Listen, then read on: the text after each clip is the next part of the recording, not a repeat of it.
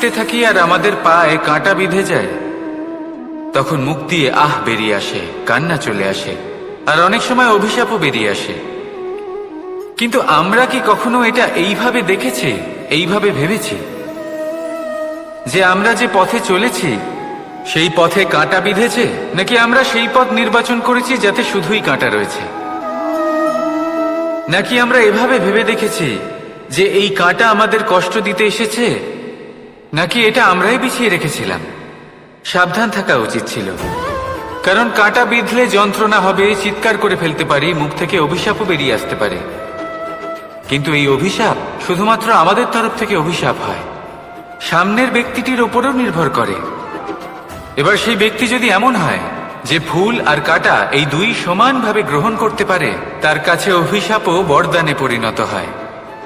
শেষ পর্যন্ত ব্যাপারটা দাঁড়ায় ভাবনা, চিন্তা, দৃষ্টিভঙ্গির উপর। কারণ আপনার এই ভাবনাই সত্যি হয়ে সামনে আসে। সেই জন্য এই ভাবনা, চিন্তা, মানসিকতাকে গুরুত্ব সহকারে দেখবেন।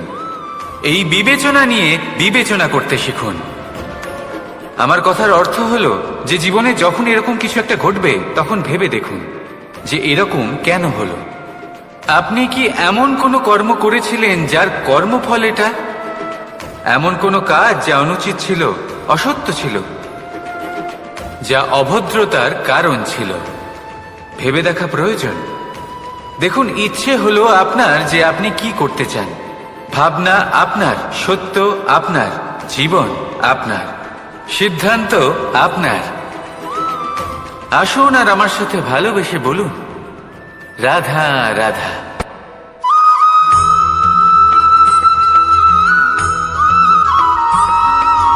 ভগবান প্রত্যেক কঠিন পরিস্থিতিতে এই নামই আছে যা আমাদের উপায় দিয়ে থাকে।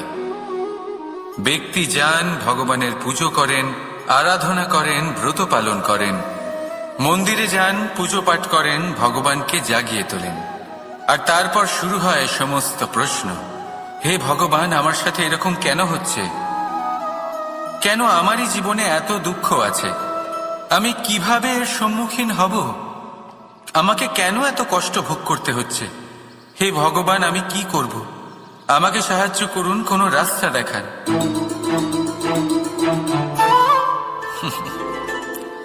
চলুন আমি আপনাকে একটা প্রশ্ন করি। মন্দিরে যাওয়ার চেষ্টা করার আগে আপনি কি জীবনে ততটা চেষ্টা করেছেন যতটা সেই সমস্যাকে দূর করার জন্য দরকার ছিল? দ্বিতীয় প্রশ্ন, ভগবানকে জাগানোর পূর্বে আপনি কি নিজেকে জাগিয়ে তুলেছেন? আপনি কি আলস্য ত্যাগ করেছেন? তৃতীয় প্রশ্ন, ভগবানকে জিজ্ঞাসা করার আগে আপনি কি নিজেকে জিজ্ঞাসা করেছেন যে আমি কেন এত অসফল হচ্ছি? যদি না করে থাকেন তাহলে সবার আগে এটা করুন। আপনি সমস্ত প্রশ্নের উত্তর পাবেন, সমস্ত বিপদের পরিত্রাণ পাবেন। অন্য কোথাও নয়, নিজের ভেতরে তাকিয়ে দেখুন। চেষ্টা করুন নিজেকে জাগিয়ে তোলার। আপনি সফল অবশ্যই হবেন, কারণ এই পরমাত্মা, ওই পরমেশ্বর, ওই পরব্রহ্ম আপনার মধ্যেই তো আছে। রাধা রাধা।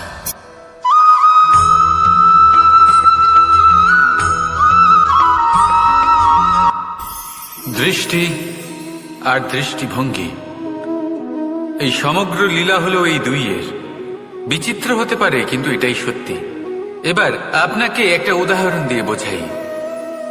অনেক সময় আপনি কোনো ব্যক্তিকে এটা বলতে শুনবেন যে আমি আমার নিজের উপরে গর্ব করি, আমি নিজেকে নিয়ে গর্ব করি, আমি খুব ভালোভাবে আমার মা বাবার সেবা করি, ওনাদের আমি সবসময় সুখী রাখি, ওনাদের আমি একটা বাড়ি দিয়েছি, সকল সুখ সুবিধা দিয়েছি, ওনাদের জীবনে প্রত্যেক জিনিস দিয়েছি আর দেব যা তাদের প্রয়োজন। এবার আমাকে বলুন যে আপনি কে হন? আপনি হলেন সেই বীজ যা আপনার মাতা পিতা রোপণ করেছেন। আপনার মা বাবাই আপনাকে এই সংসারে জন্ম দিয়েছেন। এবার এইসব কথার কি তাৎপর্য? এই হলো সেই ব্যক্তির দৃষ্টিভঙ্গি। এবার দেখা যাক এই প্রকৃতি আমাদের কি শেখায়। কখনো কোনো গাছকে দেখবেন, যখন সেই গাছে ফল আসে, সে মালিকে এটা বলে না যে দেখো আমি তোমাকে ফল খেতে দিচ্ছি। সেই বৃক্ষ এটা বলে না যে দেখো আমি তোমায় আহার করতে দিচ্ছি, কারণ ও জানে যে এটা হলো সেই মালির পরিশ্রম, এটা হলো তারই কর্মের ফল, আর এটা তারই পাওয়া উচিত। সে বলে যে তোমার জিনিস তোমাকেই অর্পণ করলাম, এ আমার জিনিস নয়। ও জানে সেই মালির গুরুত্ব আসলে কি, এটা হলো তার দৃষ্টিভঙ্গি। সেই জন্য আপনি জীবনে কোন ব্যক্তির মধ্যে, কোন পশু পাখির মধ্যে, কোন প্রাণীর মধ্যে, কোন পরিস্থিতিতে, কোন আবেগের মুহূর্তে কি দেখতে পাচ্ছেন, সেটা আপনার দৃষ্টিভঙ্গির উপরে নির্ভর করছে। তাই নিজের মনে ধন্যাত্মক ভাব জাগ্রত করুন, শুভ চিন্তা নিয়ে আসুন। এই ভাবনাই সত্য হয়ে সামনে আসবে। এই দৃষ্টিভঙ্গি এমন হয়ে যাবে যে আপনার জীবনে সবকিছুই শুভ হবে। তাহলে আসুন আর আমার সাথে ভালোবেসে বলুন, রাধা রাধা।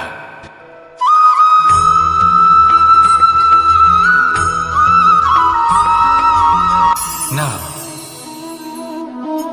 জন্মগ্রহণের পর মানুষের জন্য এই নাম অত্যন্ত গুরুত্বপূর্ণ হয়। মাতা, পিতা, পুরোহিত সকলেই সেই অক্ষর খুঁজতে শুরু করেন যা দিয়ে আপনার নাম শুরু হবে। কিন্তু নাম আর রাশি এক হয়ে গেলেই কি সব কিছু ঠিক হয়ে যায়? কখনোই নয়, কারণ আপনার কর্মই হলো সব থেকে গুরুত্বপূর্ণ, আর কিছুই নয়। দেখুন, এই নিয়তিও আপনার কর্ম অনুযায়ী আপনার ভবিষ্যৎ সুনিশ্চিত করে। যদি আপনাকে উদাহরণ দিই, তাহলে ভাবুন, একদিকে ছিলেন রাম আর অন্যদিকে রাবণ। দুজনেরই নাম শুরু হয় র দিয়ে, কিন্তু একজন পেলেন এক ভয়ানক পরিণতি, আর অন্যজন সমগ্র সংসারের মনে চিরস্মরণীয় হলেন। তাহলে মনে রাখবেন, নাম নয়, কর্মই হলো শ্রেষ্ঠ। আর যদি তা শ্রেষ্ঠ হয়, তাহলে আপনার নাম এমন স্থানে পৌঁছবে যা সংসারের কেউ মুছে ফেলতে পারবে না। তাহলে আসুন আমার সাথে ভালোবেসে বলুন, রাধা রাধা।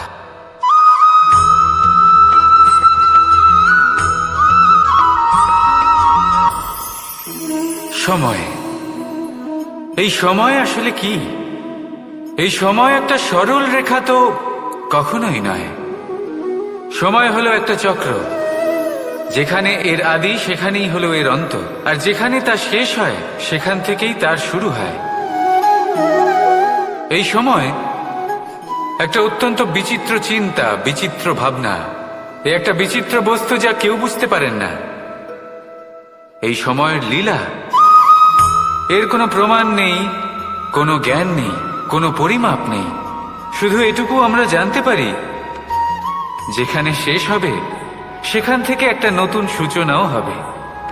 যা আজ আপনার কাছে আছে, কাল অন্য কারোর কাছে যাবে, তারপরে তার কাছ থেকেও অন্য কারোর কাছে যাবে, তারপরে তার থেকেও ছিনিয়ে নেওয়া হবে। এই নিয়তির একজনের কাছ থেকে অন্যজনের কাছে আদান প্রদানের এই সময় হলো আপনার সময়। এই সময়ের সদ্ব্যবহার করুন, এই সময়কে বাঁচুন। আপনাকে শুধু এটাই সুনিশ্চিত করতে হবে যে আপনি কোন পক্ষে আছেন। আর সত্যি বলতে কি, আপনার জীবনের পরিণাম নির্ভর করে আপনার নির্বাচনের ওপর। আপনি কোন পক্ষ নির্বাচন করছেন। তাহলে মনে রাখবেন, জীবনে সেই পক্ষই নির্বাচন করবেন যা চয়ন করার পরে আপনি সুখ অনুভব করবেন, আপনি সন্তোষ লাভ করবেন, প্রসন্নতা লাভ করবেন। আর আমি এটাই সুনিশ্চিত করব যে এই পক্ষ যেন শান্তির পক্ষ হয়, এই পক্ষই যেন প্রেমের পক্ষ হয়। তাহলে চিন্তা করবেন না, আর আসুন আমার সাথে ভালোবেসে বলুন, রাধা রাধা।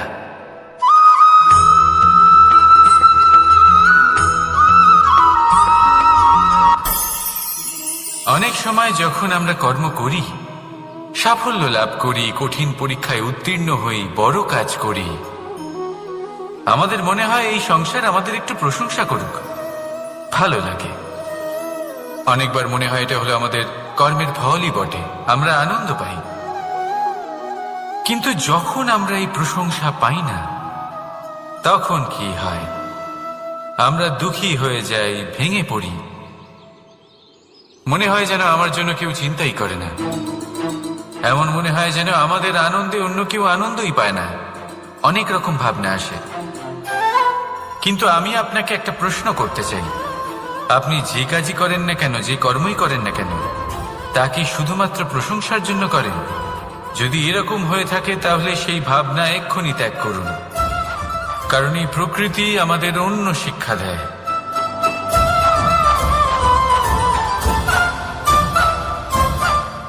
এই ফুলকে দেখুন,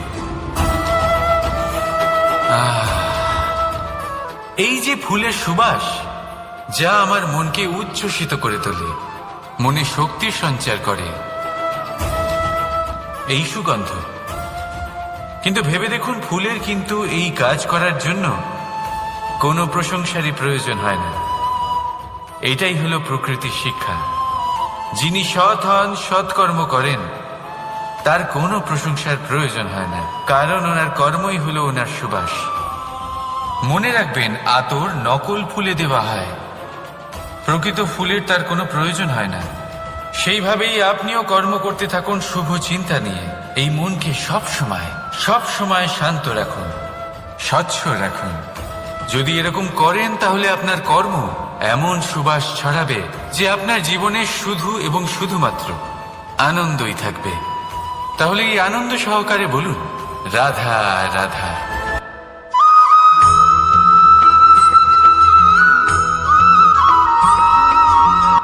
কর্ম এবং ফল দেখতে গেলে এই সমস্ত ব্রহ্মাণ্ড এই দুইয়ের মাঝেই স্থির হয়ে আছে। মানুষজন কর্ম করেন ভালো ফল লাভের আশায়, আর ভালো ফল লাভের আশায় উনি এটাই ভুলে যান যে উনি যে কর্ম করছেন তা কি করছেন। আমি বলেছিলাম কর্ম করুন ফলের চিন্তা না করে, কিন্তু কি কর্ম করছেন সেই বিষয়ে ভাবাটাও অত্যন্ত আবশ্যক। নয়তো অনেক সময় আমরা এমন কর্ম করে ফেলি যা না চাইতেও বিষে পরিণত হয়। যা হয়েছে দুঃশাসনের সাথে, দুর্যোধনের সাথে, গুরু দ্রোণের সাথে।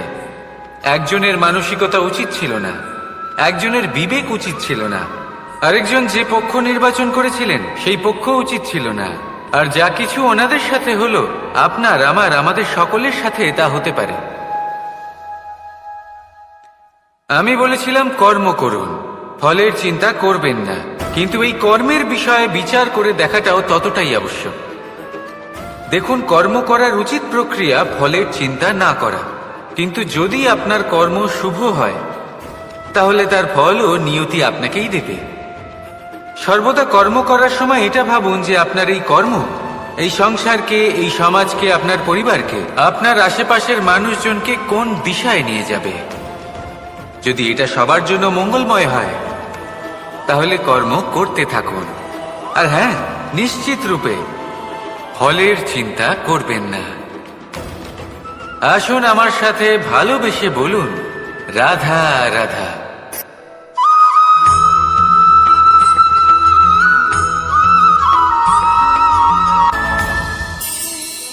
এই সংসারে এমন কোনো পর্বত নেই যা এতটাই উঁচু যে মানুষ তার শিখরে পৌঁছতে পারবে না, তাকে অতিক্রম করতে পারবে না।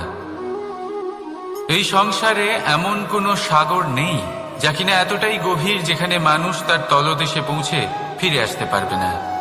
একটা ছোট্ট বরফের টুকরো পর্বতের শিখরে গলে গিয়ে বইতে থাকে, আর দেখতে দেখতেই তা মহানদী গঙ্গায় পরিবর্তিত হয়। এর কারণ কি? এর কারণ হলো প্রচেষ্টা, প্রারব্ধ নয়। এই প্রচেষ্টাই সুনিশ্চিত করে যে আপনার প্রারব্ধ কি হবে। এই সমস্ত কিছু হলো প্রচেষ্টা আর প্রারব্ধের খেলা। আপনার প্রচেষ্টা যেরকম হবে আপনার প্রারব্ধ সেরকমই হবে। আর আপনার প্রচেষ্টা যদি উচ্চ মানের হয় তাহলে প্রারব্ধকে আপনার সামনে নত হতেই হবে। কি বলেন? তাহলে আসুন আমার সাথে ভালোবেসে বলুন, রাধা রাধা।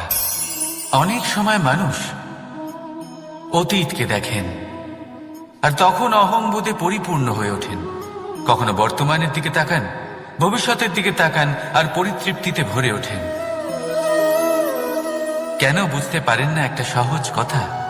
এই যে সৃষ্টি, এই সৃষ্টি হলো একটা বড় চক্র, যা বারংবার আপনার কাছে ফিরে আসবেই।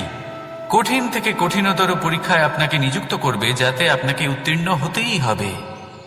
যা কাল ছিল তা আজ নেই, এটা সবাই জানেন। যা আজ আছে তা হয়তো কাল থাকবে না, এটাও আপনাকে মেনে নিতে হবে, তাও আবার হাসি মুখে। শান্ত থাকতে শিখুন আর কখনোই মনের মধ্যে অহংকার উৎপন্ন হতে দেবেন না। হতে শিখুন সেই হিমবাহের মতো। হয়তো এই জন্যই এত শীতল থাকে, কারণ ও জানে গতকালও জল রূপে ছিল, আজ বরফ রূপে হয়তো আছে, কিন্তু কাল পুনরায় সে জলেই পরিণত হবে। নিজেকে শান্ত রাখুন। হয়তো আজ আপনি সাফল্যের শিখরে আছেন, হয়তো বা নেই। আপনাকে প্রত্যেক দিন অবশ্যই দেখতে হবে। শুধু নিরন্তর প্রচেষ্টা করতে থাকুন, প্রত্যেক পরিস্থিতির জন্য তৈরি থাকুন, আর একে ভারসাম্যে রাখতে শিখুন। আপনার কাল হোক, আজ হোক বা আগামীকাল, আপনার ভালো দিন হোক বা খারাপ দিন, সব পবিত্র হয়ে যাবে। তাহলে আসুন আর আমার সাথে ভালোবেসে বলুন, রাধা রাধা।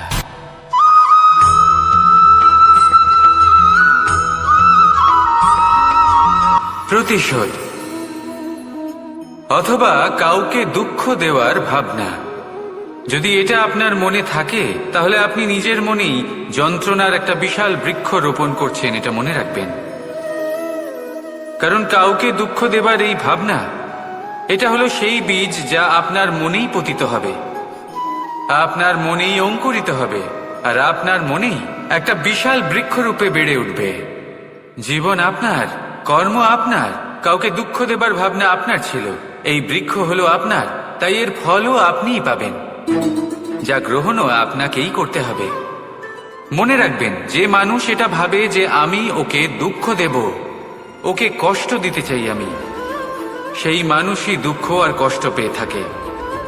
যদি সেই জায়গায় আপনি এটা ভাবেন যে আমি কাউকে সুখী করে তুলতে চাই, কাউকে সুখ প্রদান করতে চাই, তাহলে তারও বীজ আপনার মনেই রোপণ হবে, বৃক্ষে পরিণত হবে, যার ফলও আপনিই পাবেন। এখানে বিষয়টা হলো শুধু মানসিকতার চিন্তা, যা সত্য হয়ে আপনার সামনে আসে। তাহলে এই মানসিকতা শুভ করুন, সবার জন্য মঙ্গল কামনা করুন। অন্যের মনে আপনার জন্য ভালো চিন্তা থাকুক বা না থাকুক, আপনি সবার জন্য শুভ চিন্তা করে কর্ম করতে থাকুন, তাহলে আপনার সাথেও ভালোই হবে। তাহলে আসুন আর আমার সাথে ভালোবেসে বলুন, রাধা রাধা।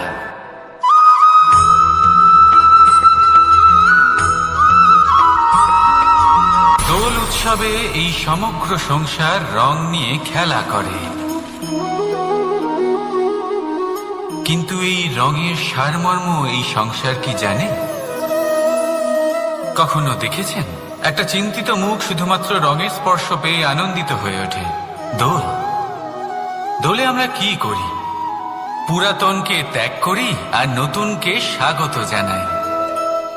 শিশিরকে বিদায় জানিয়ে এক সুন্দর, এক নতুন ঋতুকে আগমন জানাই।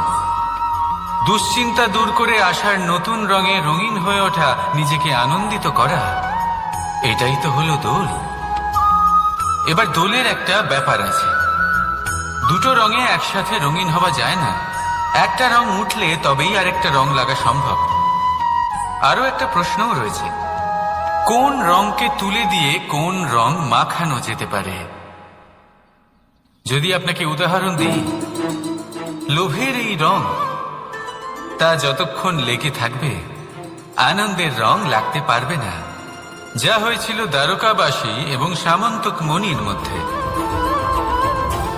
ভ্রান্তির রং যতক্ষণ লেগে থাকবে সত্যের রং লাগতে পারবে না, যা হয়েছে রুক্মিণীর সাথে। আর হিংসার এই রং যতক্ষণ লেগে থাকবে প্রেমের রং ততক্ষণ লাগতেই পারবে না, যা হয় আপনার আমার সবার সাথে। তাহলে আসুন একসাথে মিলে দোল পালন করি এবং সবকিছুর উপরে বিজয় লাভ করি। অন্ধকারের স্থানে আলো, ভ্রান্তির স্থানে সত্যের, হিংসার স্থানে প্রেমের, আর লোভের স্থানে আনন্দের এই সুন্দর রং মাখাই। শত্রুতা, ঘৃণা, হিংসা এই সব কিছু ত্যাগ করি আর সকলের সখা হয়ে উঠি। আর ভালোবেসে বলি শুভ দোল। হ্যাঁ, ওটা তো আমরা অবশ্যই বলবো, রাধা রাধা।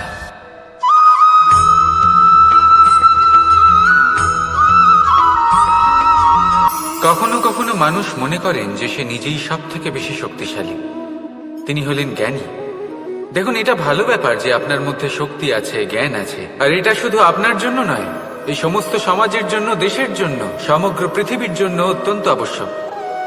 কিন্তু এই কথাটাও বোঝা অত্যন্ত আবশ্যক যে এই জ্ঞান যেন কখনো অহংকার না হয়ে ওঠে। যখন মানুষের মধ্যে জ্ঞান থাকে তখন সে রাম হয়ে ওঠে। রাম, যিনি সমুদ্রের বুকে সেতু বানিয়েছিলেন, বানর সেনার দ্বারা রাক্ষস রাজকে পরাজিত করেছিলেন, আর চিরকালের জন্য সবার কাছে আদর্শ হয়ে উঠেছিলেন। আর যদি মানুষের মনে অহংকার জন্মায় তাহলে সে রাবণ হয়ে ওঠে। দেশে বিদেশে যতই খ্যাতি থাকুক না কেন, সে রাক্ষস হয়ে ওঠে, নিজের সাথে সাথে সমস্ত কুলের বিনাশ করে বসে। এবার জ্ঞান নাকি অহংকার, আপনার কি চাই সেই সিদ্ধান্ত আপনার, আর আপনার এই সিদ্ধান্তই নিশ্চিত করবে যে আপনার কর্ম কি হবে, আর আপনার এই কর্মই নিশ্চিত করে দেবে আপনার প্রারব্ধ কি হবে। তাহলে শুভ কর্ম করুন আর আমার সাথে ভালোবেসে বলুন, রাধা রাধা।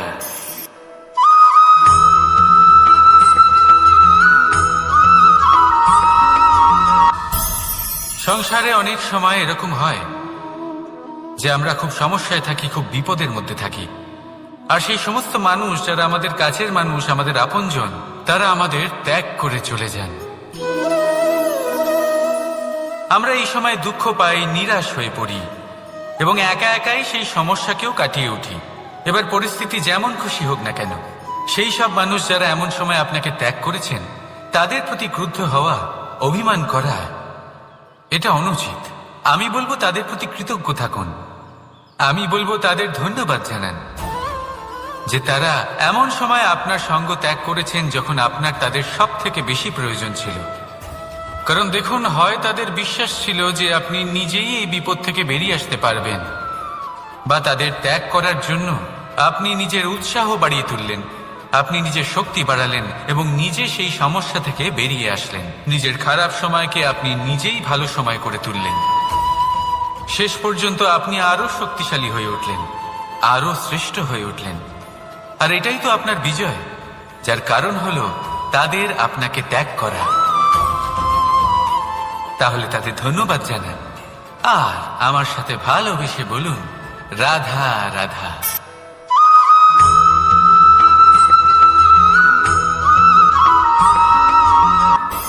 সুখ আর অভিজ্ঞতা, এই দুই জীবনে একসাথে কখনোই আসে না। মনে রাখবেন, যেখানে সুখ থাকে সেখানে অভিজ্ঞতা থাকে না। আর যখন এই সুখ আমাদের জীবন থেকে দূরে চলে যায়, তখন আমাদের জীবনে আসে এই অভিজ্ঞতা। পরমাত্মা, প্রকৃতি, নিয়তি এই অভিজ্ঞতাকে আমাদের জীবনে পাঠান যাতে আমরা একটা অত্যন্ত গুরুত্বপূর্ণ শিক্ষা, একটা জ্ঞান প্রাপ্ত করতে পারি। এই অভিজ্ঞতা আমাদের শেখায় যে অতীতে এমন কি হয়েছিল যা আমাদের করা উচিত হয়নি। আমাদের শেখায় ভবিষ্যতে এমন কি আছে যা আমাদের করা উচিত আর কি করা উচিত নয়। দেখতে গেলে এই অভিজ্ঞতা আমাদের সেই শিক্ষা দেয় যার জন্য আমরা সুখের দিকে উচিতভাবে অগ্রসর হতে পারি। সেই জন্য জীবনে যখনই দুঃখ আসবে, দুঃখের এই সময় আসবে, তখন হতাশ হবেন না। বোঝার চেষ্টা করুন এই পরিস্থিতি কেন এসেছে, কি শিক্ষা দিতে এসেছে। যদি আপনি সেই জ্ঞান লাভ করেন, সুখের পথে অগ্রসর হন, তাও উচিত রূপে, তাহলে এই অভিজ্ঞতার উদ্দেশ্য পূরণ হয়ে যায়। তাহলে আসুন আর আমার সাথে ভালোবেসে বলুন, রাধা রাধা।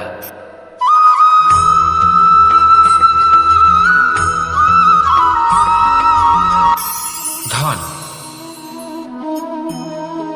ধন হলো কারোর জন্য মোহ, আবার কারোর জন্য মায়া, কারোর জন্য হয়তো ভাগ্য, আবার কারোর জন্য কর্মের পারিশ্রমিক। দেখতে গেলে এই ধন হয়তো সবার জন্যই অত্যন্ত প্রয়োজনীয় হয়ে থাকে। সেই জন্যই তো মানুষ নিজের সমস্ত জীবন অতিবাহিত করেন এই ধন অর্জন করার জন্য। অনেক মানুষ এমনও হয় যাদের সমস্ত জীবন এই ধন অর্জন করতেই কেটে যায়। প্রত্যেক মানুষই চেষ্টা করেন যেন তিনি ধনী হন, যত সম্ভব বেশি ধন অর্জন করতে পারেন, সম্পন্ন থাকতে পারেন। আর তা হবে নাই বা কেন? কারণ এটাই হলো এমন এক বস্তু যা আদান প্রদান এমন নানান কাজে আসে। চেষ্টা তো সব মানুষই করেন, ধন অর্জন সব মানুষ করতে পারেন না। কারণ হলো এটাই যে মানুষ ভাবেন যে তার কাছে কিছু ধন এলে তারপর তিনি কিছু করে দেখাবেন, আর ধন ভাবে যদি এই মানুষ কিছু করে দেখান তাহলে আমি তার কাছে আসব। সেই জন্য কিছু করে দেখান, এমন শ্রেষ্ঠ কাজ করে দেখান যাতে ধন নিজেই আপনার কাছে ছুটে আসে। যদি আপনি ধন লাভের আশায় ছোটেন তাহলে আপনি নিজের সন্তোষ ভাব হারিয়ে ফেলবেন। কিন্তু এই সম্পত্তি যদি আপনার কাছে ছুটে আসে তাহলে আপনাকে মহান বলা হবে।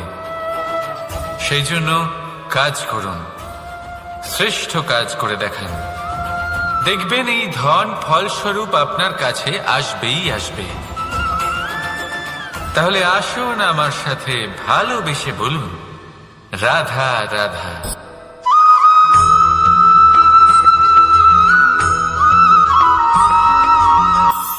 আজকাল আপনি দেখে থাকবেন যে মা বাবা শুধুমাত্র সন্তানকে ভালোবাসেন তা নয়, তাদের মোহেও জড়িয়ে পড়েন। বিদ্যালয়ে যখন পাঠান তখন সমস্ত সুযোগ সুবিধা দিয়েই পাঠান। চেষ্টা করেন যে সবসময় যেন সন্তান তাদের চোখের সামনেই থাকে। কিন্তু ভুলে যান এক অত্যন্ত গুরুত্বপূর্ণ কথা, যে সন্তানকে এক নতুন দৃষ্টিভঙ্গি দেওয়াই হলো ওনাদের কর্তব্য।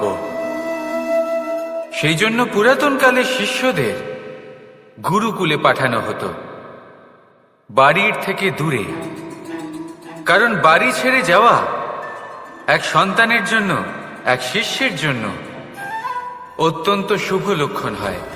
যখন সে বাড়ির থেকে দূরে, গৃহস্থের থেকে দূরে থাকবে, তখন এই সংসারকে সে এক নতুন দৃষ্টিভঙ্গি দিয়ে দেখবে, পরখ করবে, বুঝতে পারবে, আর সবকিছু নিজে থেকেই শিখে যাবে কখন আক্রমণ করতে হয়, কখন পিছু হটতে হয়, কিভাবে এই সংসারের সম্মুখীন হতে হয়। আর এটা আপনার দৃষ্টি ওকে শেখাতে পারবে না, ওর অভিজ্ঞতা ওকে শেখাতে পারবে। তাই মনে রাখবেন, যদি আপনি চান যে আপনার সন্তানের বিকাশ হোক, তাহলে অনেক সময় ওকে নিজের থেকে দূরে নিয়ে যেতে হয়। যদি মোহে আবদ্ধ থাকেন তাহলে ওর বিকাশ কখনোই হবে না। তাহলে আসুন আমার সাথে ভালোবেসে বলুন, রাধা রাধা।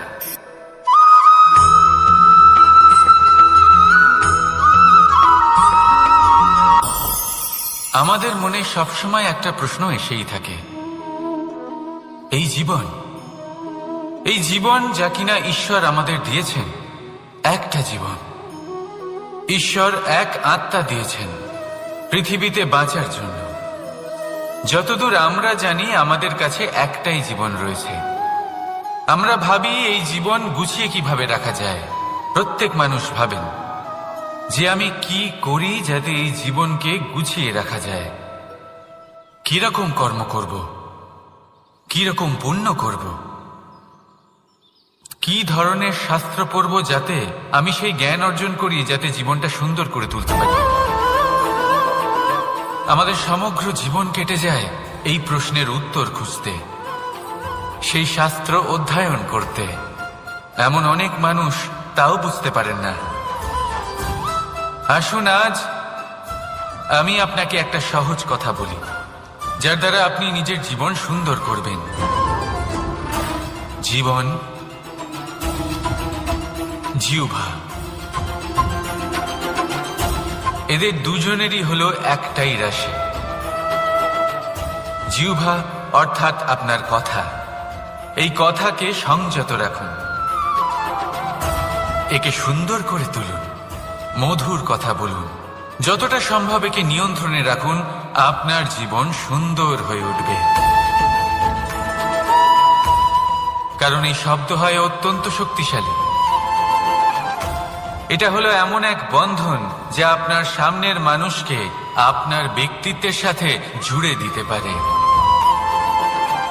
তাই এই শব্দ সংযত রাখুন, একে সুন্দর করে তুলুন। আপনার জীবন আপনা থেকেই সুন্দর হয়ে উঠবে।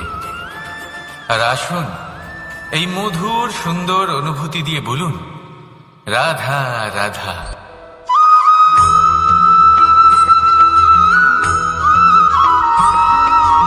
সমস্যা, কঠিন সময়, সংকট, বিপদ কার জীবনে নেই? প্রত্যেকের জীবনে আছে।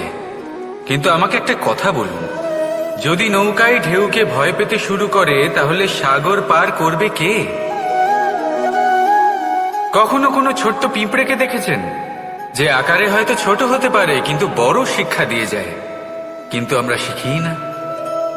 এবার দেখুন একটা পিঁপড়েকে, যে ভোজনের খোঁজে বাইরে বের হয়, একটা ছোট্ট দানা তুলে নেয়। ছোট দানা তোলে কারণ তার থেকে বেশি সে তুলতেই পারবে না। সে দানা নিয়ে চলতে শুরু করে, কোনো দেওয়ালে উঠে পড়ে, আবার পড়েও যায়। সেই দানা দূরে কোথাও একটা পড়ে যায়, তা আবার খোঁজে, তুলে নেয়, আবার চলতে থাকে। পড়ে যায়, আবার ওঠে, পড়ে যায়, আবার ওঠে। সেই দানাটা রেখে দেয়, আবার বেরিয়ে পড়ে ভোজনের খোঁজে। পরিশ্রম করতে থাকে কিন্তু হার মানে না। এই শিক্ষাই তো আমাদের প্রাপ্ত করতে হবে। নিরন্তর পরিশ্রম আর নির্ভীক হয়ে কর্ম করে যেতে হবে। এটাই হলো সাফল্যের মাধ্যম, এটাই হলো জয়ের মন্ত্র, অচ্যুত অজয় অস্ত্র। তাহলে আসুন আর আমার সাথে ভালোবেসে বলুন, রাধা রাধা।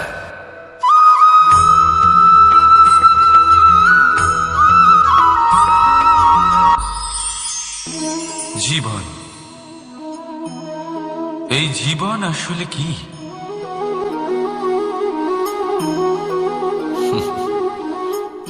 এই প্রশ্ন সবার মনেই এসে থাকে। সবার মন এই প্রশ্নের জন্যই চিন্তিত থাকে। এই জীবন আসলে কি? এর উদ্দেশ্য আসলে কি? কি করা যেতে পারে এই জীবনে? এই জীবন কি কিছু পাওয়ার, নাকি এই জীবন কিছু হারাবার? এই জীবন কি আসলে সেটাই যেখানে আমাদের পরমাত্মার খোঁজ করা উচিত, নাকি আমাদের ধাবিত করা উচিত নিজেদের স্বপ্নের লক্ষ্যে? এই জীবন আসলে কি? এই জীবন আসলে অত্যন্ত সরল। এ হলো শান্ত জলের মতো, একটা আয়নার মতো এই জীবন। এই জীবন আসলে ঠিক যেন এক আয়নার মতো। আয়না কি করে? আপনাকে সেটাই দেখায় যা আপনি করে থাকেন। আপনি হাসি মুখে আয়নার দিকে তাকান, আয়না আপনাকে আপনারই মুখ দেখাবে, সেই হাসি সমেত। আপনি রেগে গিয়ে আয়নার দিকে তাকান, আয়না আপনাকে সেটাই দেখাবে। আপনি প্রসন্নভাবে হেসে আয়নার দিকে তাকালে আয়না আপনাকে সেটাই দেখাবে। এটাই হলো জীবন, একটা আয়নার মতো। আপনি এটা ভাববেন না যে এই জীবন আপনাকে কি দিয়েছে, বরং এটা ভেবে দেখুন যে আপনি এই জীবনকে কি প্রদান করেছেন।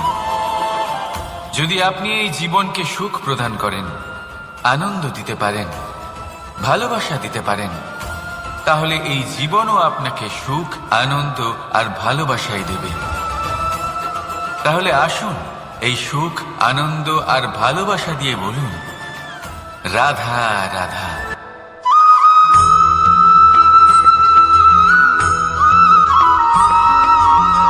পরিবর্তন এই সংসারের শাশ্বত নিয়ম। কোন রাজা নেই যিনি চিরকাল রাজা থাকেন, কোন ধনী ব্যক্তি নেই যিনি চিরকাল ধনী থাকবেন। এই সংসারে সূর্যের স্থান নেওয়ার জন্য চন্দ্রিমার আগমন ঘটে। কোন স্থান যাকে পতিত বলা হয়েছিল সেখানে মহল তৈরি হয়েছে।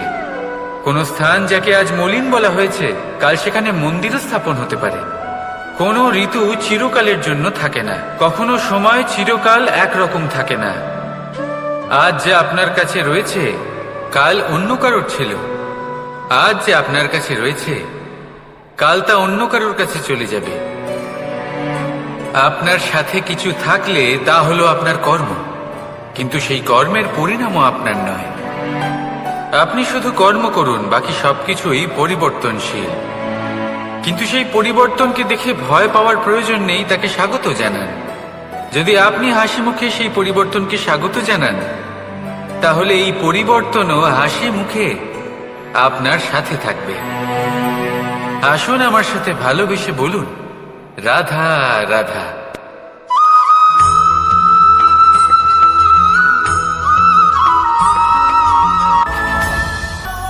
ধরিত্রীর বুকে গজিয়ে ওঠা এই দুব্ব ঘাস দেখেছেন? দুব্ব ঘাস, যা আমাদের পাকে শীতল রাখে। এতে যদি বসেন তাহলে মনে হবে নরম কোথাও বসে আছেন। এত ছোট হলেও কিন্তু এর মধ্যে গুণ আছে অনেকগুলো, আর যতটা ছোট এটা ততটাই বড় শিক্ষকও। কিভাবে?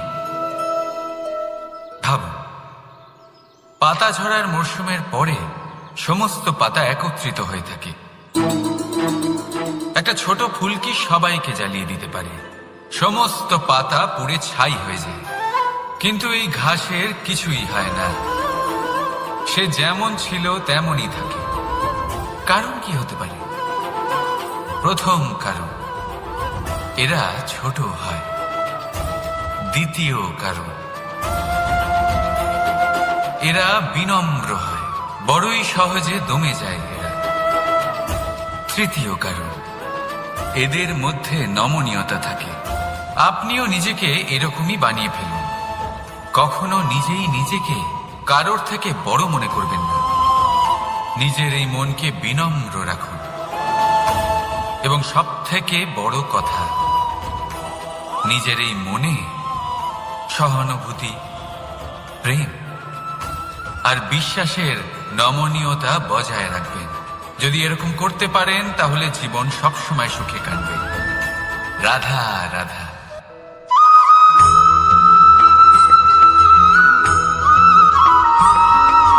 সদিচ্ছা, দেখতে গেলে 3 অক্ষরে তৈরি এই শব্দ, কিন্তু সমস্ত ত্রিলোক তার উপরেই আধারিত। আপনি এই সংসারে এসেছেন, তখন অবশ্যই শ্বাস নেবেন, কিন্তু তার বদলে আপনাকে কিছু তো দিতেই হবে। আপনার উপর নির্ভর করছে আপনি কি দেবেন। কি দেবেন এই সংসারকে, এই সমাজকে, নিজের পরিবারকে, আর তার বদলে কি নেবেন? যশ নাকি অপযশ? দেখুন, এক ছিল রাবণ, যে কিনা সমুদ্র পার করলো সীতাকে অপহরণ করার জন্য, আর এক ছিলেন রামচন্দ্র, যিনি সমুদ্র পার করেছিলেন, সেতু বানিয়ে গিয়েছিলেন সীতাকে ফিরিয়ে নিয়ে আসার জন্য। দুজনেই সমুদ্র পার করেছিলেন, শুধু পার্থক্য ছিল সদিচ্ছাকে বোঝার, লক্ষ্যের। অনেক মানুষের যাত্রা একরকম হতেই পারে, কিন্তু আনন্দ তখনই লাভ করবেন যখন লক্ষ্য শুভ হবে, মহান হবে।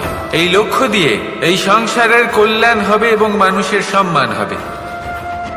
যদি আপনার সংকল্প উচিত হয়, তাহলে আপনার লক্ষ্য উচিতই হবে, নয়তো শুধুমাত্র বিনাশ হবে। আর উচিত এটাই হবে যে বিনাশের হাত থেকে যেন নিজেকে বাঁচানো যায়, কি বলেন? তাই জীবনে যে লক্ষ্য স্থির করছেন, মনে রাখবেন তা যেন শুভ লক্ষ্য হয়। যদি এরকম হয়, তাহলে আপনার যাত্রা, আপনার জীবন দুটোই শুভময় হবে। আসুন আর আমার সাথে ভালোবেসে বলুন, রাধা রাধা।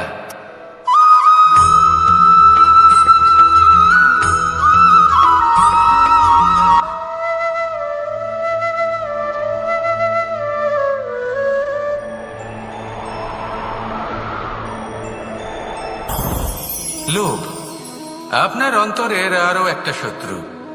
দেখতে গেলে এটা একটা শব্দ, একটা সংস্কৃত শব্দ, লব ধাতু থেকে উৎপন্ন হয়েছে। এর অর্থ কিছু লাভ করা। কিছু লাভ করা অনুচিত নয়, আরো কিছু লাভ করাও অনুচিত নয়, কিন্তু সব থেকে বেশি আমি লাভ করব, আমি আরো চাই, আরো বেশি চাই, আরো বেশি পেতে চাই, এটাই হলো লোভ। আর এই লোভ যখন গ্রাস করে তখন আপনি যা পেতে চান, সে ধনই হোক বা মানই হোক, তা অর্জন করার জন্য মানুষ যে কোনো স্তরে পৌঁছে যেতে পারে। যদি মানুষ ধন অর্জন করতে চান তাহলে তার জন্য তারা অধর্মের পথেও চলতে পারেন। যদি সম্মান অর্জন করতে